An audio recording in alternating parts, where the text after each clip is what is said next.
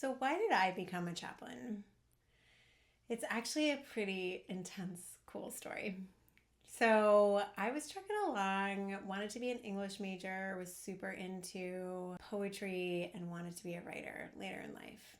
And my grandmother, who had at the time been living in Chicago, moved to New York City to be closer to my family and moved into this assisted living home that was not too far from our house. And I used to go visit her all the time, go over, read her poetry, and talk to her about friends and whatever. And she was always a tell like it is kind of person. And I just so valued her. She had a really deep faith, just a really beautiful, bold, bright spirit.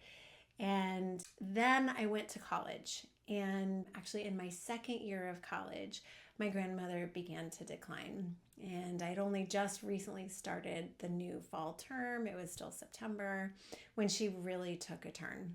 Now, I was in college in Boston and she was living in New York City at the time.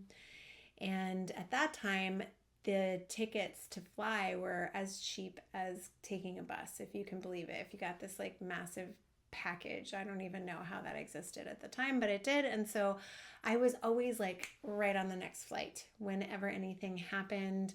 And I would also go almost every single weekend, if not every weekend, until there was a weekend at the end of September where I just felt like I'm not supposed to go.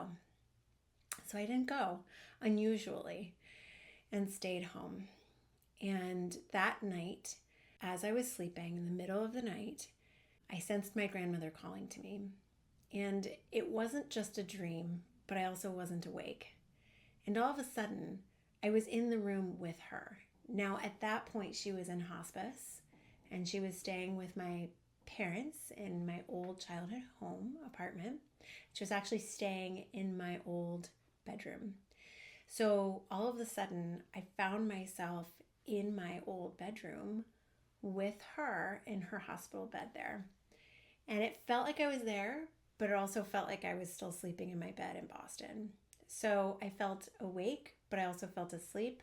And I felt like I was in New York, but I also felt like I was in Boston. I was really at that point in time outside of space and time.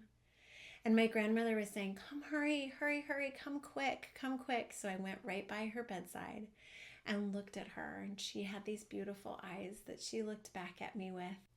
And then all of a sudden, in the flash, we were back in her assisted living apartment, and the light was shining through in her apartment. And she was sitting on the edge of her bed. She looked really healthy and good. And she looked at me with this beautiful big smile and she said, I'm ready. And it couldn't have been like 2 minutes later. That's what it felt like to me anyway. My phone started ringing and I picked up the phone and I said, I know. It was my dad on the other line. And I said, I know. And he said, how do you know? I said, I know Grandma died, didn't she? He said, how do you know? I said, well, she just came to me in a dream and told me that she was ready to die. It was the most profound experience of my entire life. My grandmother in that moment gave me such a huge gift I will never forget and am eternally grateful for. Now, I was going into my second year of college and we were being asked to think about our majors. And at the time, I was really focused on becoming an English major, becoming that poet. And with that experience, I found that everything changed. I was so desperate to go to church again all of a sudden. Now, I was a church goer. I was raised Presbyterian, but I hadn't really found a church home yet in Boston. And so I started looking at churches and found some that seemed nice. But it wasn't until I went to the Episcopal Church that I found myself kneeling in a pew. And I all of a sudden felt like this was my home. This was where I was meant to be. My home, like as in more of a home than a home where you sleep and eat and, hang out and all those other things. I had this really strong feeling that the Episcopal Church was my home. And then I knelt to pray and I saw an image of a hospital. And I suddenly thought, okay, I need to work in a hospital. So in the days and weeks following, I decided to change my major to religion. I enrolled second semester in all these classes on religion and was super excited. And I actually went to the priests at my church and said, I'm interested in becoming ordained. Well, 2 years later, I found myself at Yale Divinity School. And as part of an ordination process, if you want to be ordained in the Episcopal Church, you need to not only go to divinity school, which is 3 years, but you also need to take a unit of chaplaincy training under the program Clinical Pastoral Education. Short, it's CPE. So I needed to take a summer unit of CPE in a hospital. And I was so excited. A lot of people who go through this process of being ordained are excited, a little bit nervous, not so sure about CPE. I was thrilled. I was so excited. I couldn't wait. And as part of the CPE process, day one, you are given the title chaplain, even though you've never once seen a patient in your life. It's super daunting. You go out, you shadow with people who are chaplains and are very trained.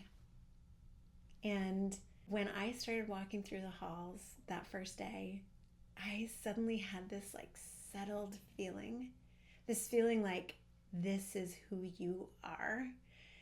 And that feeling continued.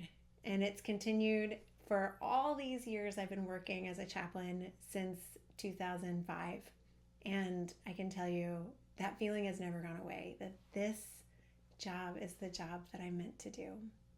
It's a job that makes me who I truly am. It's the job that brings out who I truly am. And I really, really love it. So that's my journey. That's my story. I'm indebted to my wonderful grandmother, Virginia, who began this journey, led me down this path. I'm indebted to all the wonderful people in the Episcopal Church who have mentored me. I'm indebted to my amazing mentors in CPE, and mostly I'm indebted to God and just grateful for this call in my life. I love being able to meet with people and hear their stories and truly deeply listen to people's stories and hold their stories as sacred and good, and be able to help people process through some of those really deep, hard questions in life, and be able to help people, really articulate who they are and what their faith is and what they really believe in, not what other people believe in and what they think you should believe in, but what people themselves really decided,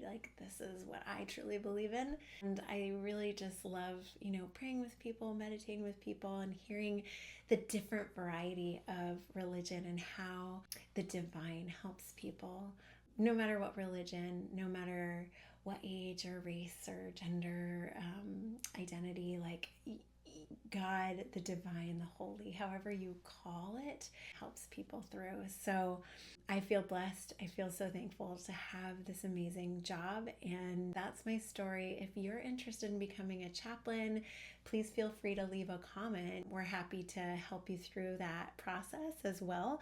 And we'll be putting up more videos on how to go through the process of clinical pastoral education and getting your master's and all that good stuff and getting certified, board certified. So I hope this inspires you. I hope it helps you in your journey. And I look forward to providing more content for you. Please do subscribe and like this video if it was helpful for you. I look forward to seeing you again here. Have as good a day as you possibly can.